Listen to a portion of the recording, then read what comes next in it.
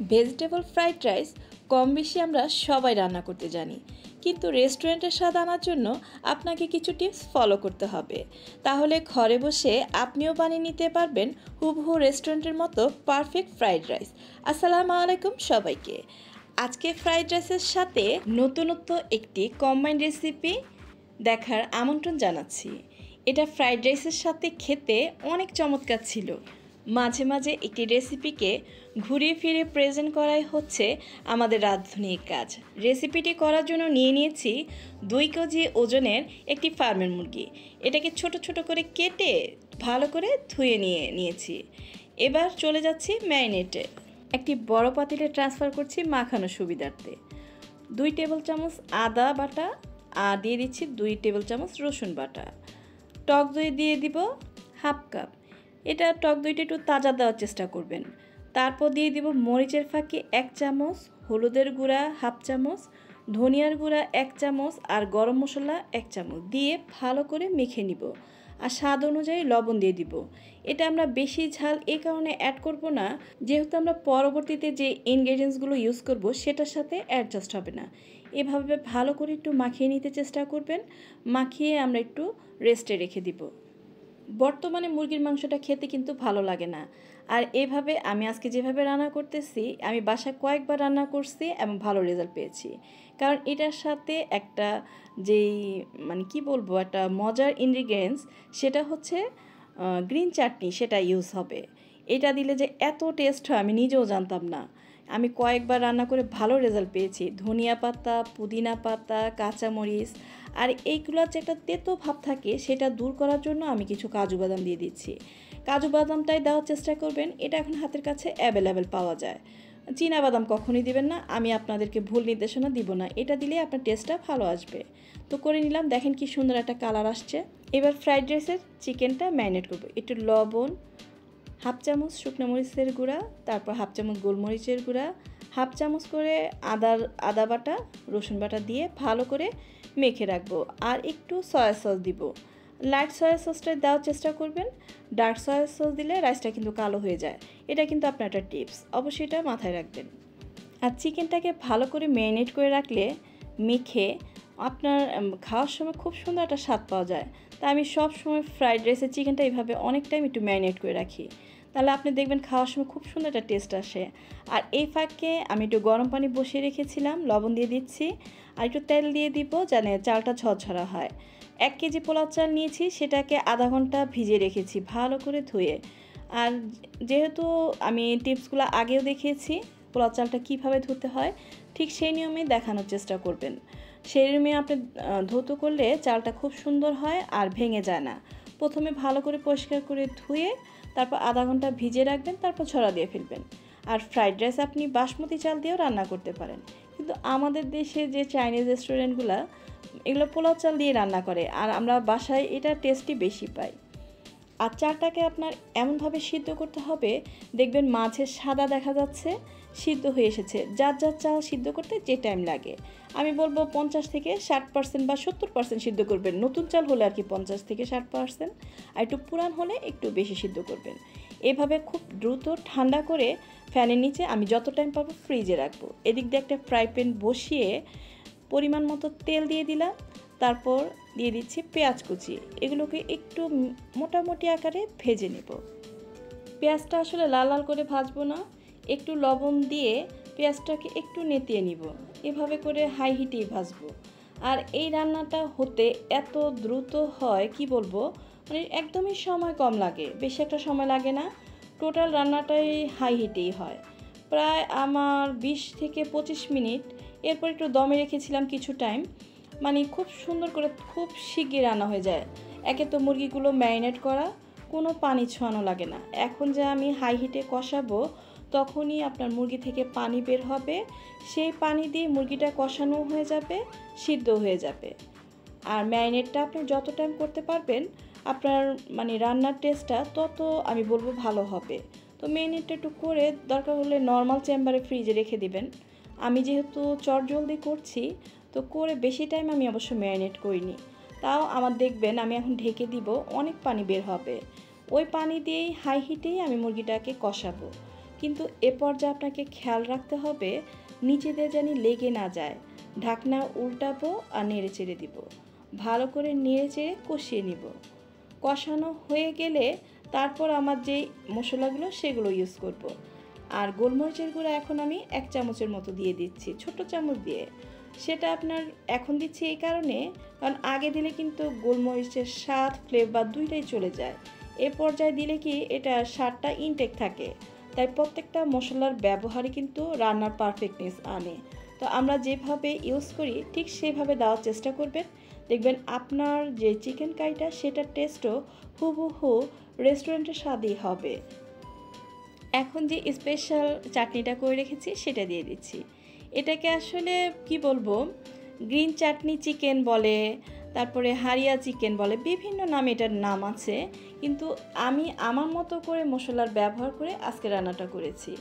আমি শেষে দিচ্ছি এই কারণে, জানি যে তাজা যে পাতাগুলোর স্বাদ সেগুলো ইনটেক থাকে। আমি টোটালি চেষ্টা করেছি স্বাদটা জানি ফুল ফ্লেভার আসে। আমি এখন কিছুক্ষণ দমে রেখে দিব। আমার রান্নাটা প্রায় শেষ পর্যায়ে চলে এসেছে। একটুখানি রাখলেই আমার হয়ে যাবে, কারণ চাটনিটা দেওয়ার পরে আমি বেশিক্ষণ চুলায় রাখবো না, তাহলে চাটনির যে ফ্লেভারটা সেটা ওভারকুকড হয়ে যাবে, রান্নাটা মজা লাগবে না। একটু ধনিয়া পাতা ছিটিয়ে আমি আমার রান্নাটা কমপ্লিট করব। তারপরে যে ফ্রাইড রাইস সেটা রান্নায় চলে যাব। এতক্ষণ কিন্তু আমার রাইসটা আমি ফ্রিজেই রেখে দিয়েছিলাম। এখন একটু তেল দিয়ে তারপরে আমি দিয়ে দিচ্ছি আদা কুচি, রসুন কুচি। তেল অবশ্য ফ্রাইড রাইস একটু বেশি লাগে, আবার অনেকে বাটার ইউজ করে, অলিভ অয়েল ইউজ করে। আমি কিন্তু অলিভ অয়েল আর বাটার ইউজ করে যখন ফ্রাইড রাইস রান্না করি সেটা যে কী স্বাদ হয়, কিন্তু আজকে আমার হাতের কাছে দুইটার একটাও নাই। তো আমি এটা দিয়েই শেয়ার করতেছি আপনাদের সাথে। এখন যখন আদা রসুনটা একটুখানি কাঁচা ভাবটা দূর হবে, তখন আমি চিকেনটাকে হাই হিটে একটু কষিয়ে নিব। এটা বেশিক্ষণ লাগে না, 4-5 মিনিট আপনার ভালো করে ভাজলেই চিকেনটা ভালো করে সিদ্ধ হয়ে যায়। চিকেনটা যখন ভালো করে সিদ্ধ হয়ে যাবে, এটাকে আমি এক সাইডে নিয়ে তারপরে আমি ডিম দিয়ে দিব।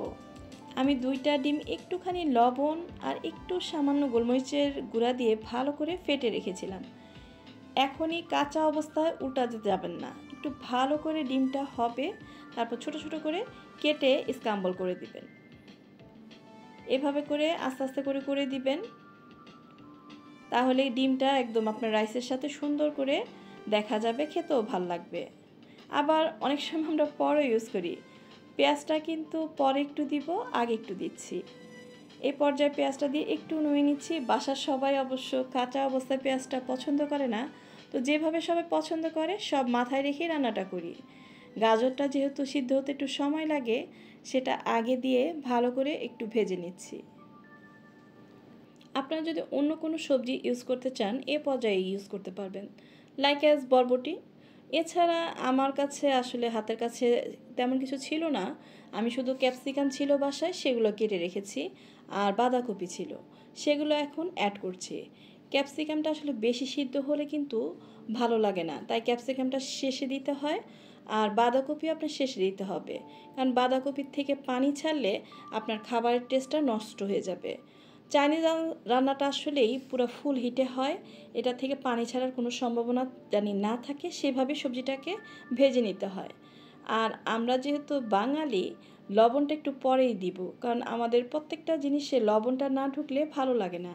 তো এই সবজিটা যখন একটু ভাজা ভাজা হবে, তখন আমি লবণ দিয়ে তারপর আবার একটু ভেজে নিব। লবণটা দিলে আপনার পানি বের হওয়ার সম্ভাবনা থাকে, তো আগে কোনোভাবেই আপনি লবণ দিবেন না। চাইনিজ রান্নায় সবসময় শেষে লবণ অ্যাড করতে হয়। আর সবজিটা যখন মোটামুটি একটু সিদ্ধ, কি তেমনটা সিদ্ধ হয়নি, রাইসের সাথে সিদ্ধ হয়ে যাবে, এবার চালগুলো দিয়ে দিচ্ছি। আমি যে ভাতটা পুরাটাই ফ্রিজে রেখেছিলাম সেটা নিয়ে পুরাটা দিয়ে তারপর নেড়ে চেড়ে নিচ্ছি। এভাবে নাড়তে চাড়তে আপনার সবজিটাও সিদ্ধ হয়ে যাবে। আর একটা একটা করে আমি ফ্রাইড রাইসের স্বাদ বাড়ানোর জন্য মশলা অ্যাড করব আর মিশিয়ে নিব। এ পর্যায়ে দিয়ে দিচ্ছি 1/2 চামচ গোলমরিচের গুঁড়া, 2 টেবিল চামচ চিলি সস। সসগুলো দিলে রাইসগুলো খেতে কিন্তু অনেক টেস্ট হয়, তাই সস হাতের কাছে থাকলে অবশ্যই দেওয়ার চেষ্টা করবেন। টমেটো সস দিয়ে দিচ্ছি 2 টেবিল চামচ, দিয়ে এভাবে মিশিয়ে নিচ্ছি। প্রত্যেকটি মশলা দিব আর এভাবে নেড়ে চেড়ে মিশিয়ে নেব, যাতে প্রত্যেকটি মশলাই প্রত্যেক জায়গায় সুন্দর করে পৌঁছে যায়। আর স্বাদের ব্যালেন্সের জন্য দিয়ে দিচ্ছি আপনার টেস্টিং সল্ট। চাইনিজ রান্নায় কখনোই টেস্টিং সল্ট না দিলে আপনার চাইনিজের স্বাদ আসবে না, এটা ভাতও ভাতও লাগবে, মানে মনে হচ্ছে কি ভাত খাচ্ছি এরকম লাগবে। আর আপনি যদি বলতেছেন এটা শরীরের জন্য ক্ষতিকর, সেক্ষেত্রে না ইউজ করতে পারেন। কাঁচামরিচ কুচি দিয়ে দিচ্ছি, যে যার স্বাদ মতো দিবেন। আমি কাঁচামরিচ কুচি মোটামুটি আকারে দিচ্ছি আজকে, অনেক সময় একটু বাড়িয়েও দিই। দিয়ে দিচ্ছি 3 টেবিল চামচ সয়া সস, 3 টেবিল চামচ ফিশ সস। আর আপনি যদি এটার ফ্লেভারকে একটু মানে সুন্দর করতে চান, তাহলে আপনি শেষে একটু বাটার দিয়ে দিবেন। ওই যে বললাম আমার হাতের কাছে বাটার নাই, কিন্তু এছাড়া রাইসটা রান্না করার যে পারফেক্ট নিয়ম সেটা আমি পুরোটাই হুবহু দেখিয়েছি। এভাবে রান্না করলে আপনি 100% কি বলবো সফল হবেন, কোনোভাবে ব্যর্থ হবেন না। আর স্বাদের জন্য আপনাকে চিনি দিতেই হবে, কারণ একটা পারফেক্ট রান্নার স্বাদ আনেই চিনি, কিন্তু চিনিটা অবশ্য শরীরের জন্য ক্ষতিকর, কিন্তু কিছু করার নাই। এই চিনিটা ইউজ না করলে রাইসটার স্বাদ কিন্তু ভালো আসবে না। যে কোনো মানে রান্নার স্বাদই আনে চিনিটা, এটা স্বাদের ব্যালেন্স করে। ধরেন টক ঝাল যেটা সসের একটা যে স্বাদ থাকে সেটাও নষ্ট করে দেয়, আর প্রত্যেকটা টেস্ট খুব সুন্দর করে। রাইসটা পারফেক্টলি হয়ে গেল, এখন আপনার দেখা যাচ্ছে এরকম, কিন্তু পরে একদম পুরো ঝরঝরা হয়ে যাবে। খুব সুন্দর করে আপনি যেভাবে আপনার পরিবারকে প্রেজেন্ট করতে হয় সেভাবে করতে পারেন। প্লেটে বা একটা বাটিতে করে প্রেজেন্ট করবেন। আমি একটু তাড়াহুড়ার কারণেই এভাবে করে প্রেজেন্ট করলাম, কারণ রাতের ডিনার সবাই অপেক্ষা করছে কখন খাবে। ফ্রাইড রাইস পেলে তো সবাই পাগল হয়ে যায়, আর পরের দিন তো রাইসটা আরও ভালো লাগে। তো এরকম নিত্য নতুন রেসিপি যদি পেতে চান, আমার চ্যানেলটিকে সাবস্ক্রাইব করে বেল বাটনটি অন করে দিবেন, তাহলে পরবর্তী নতুন রেসিপিটি সবার আগে আপনার কাছে পৌঁছে যাবে। আজ এ পর্যন্তই, আল্লাহ হাফেজ।